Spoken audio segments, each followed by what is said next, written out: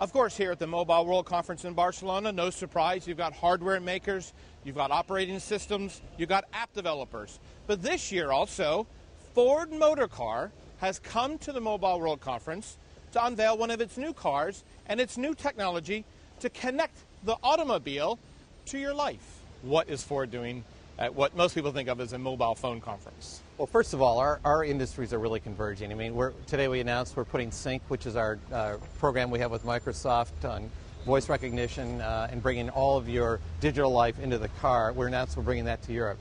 And the idea is a car like this to be connected to your life, connected to your phone, connected to your house. Is that what you're talking about? Well, yeah, I mean, in the short term, yes. I mean, it's, a car like this, you can really seamlessly bring in your smartphone into the vehicle, and then anything that you would do, on a tablet or a phone, you can now do from your car, but you do it hands on the wheel and voice activated. So, we don't want driver distraction. Well, that was going to be my question. Aren't you just putting more things into the driver's mind instead of thinking about driving? And actually, we're actually taking that away from them, because today, often drivers are looking down, and we know that they're playing with their cell phone and texting, and we want them to stop all that. We want them to be looking at the road, and we want to have their their hands on the wheel.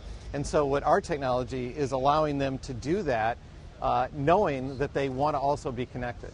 Now, give me an example in the future. I've heard some wild things about my car knowing I didn't use my coffee pot in the morning, and that it will suggest how I get to a coffee shop. Well, I mean, that's the easy thing. We can do that for you right now. With this new technology, you can ask your car to where are the coffee shops and then take me to it. A little bit longer, though, we introduced a concept vehicle here called the EVOS, which uses cloud computing. And once you have that, it's almost limitless. I mean, that car, the EVOS, it can turn off your lights in your car. It knows your calendar, but it can also check your health. It can do a blood sugar reading, a blood pressure reading. I mean, it's really it's quite remarkable, how much you can do once you connect to the cloud.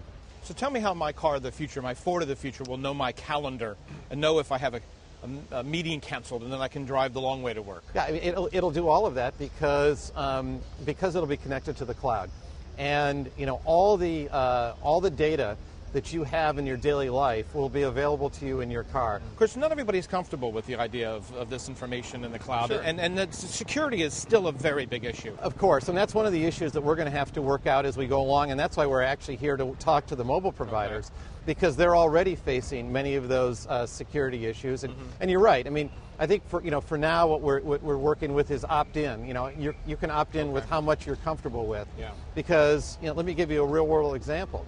Your car will know where you are at any moment.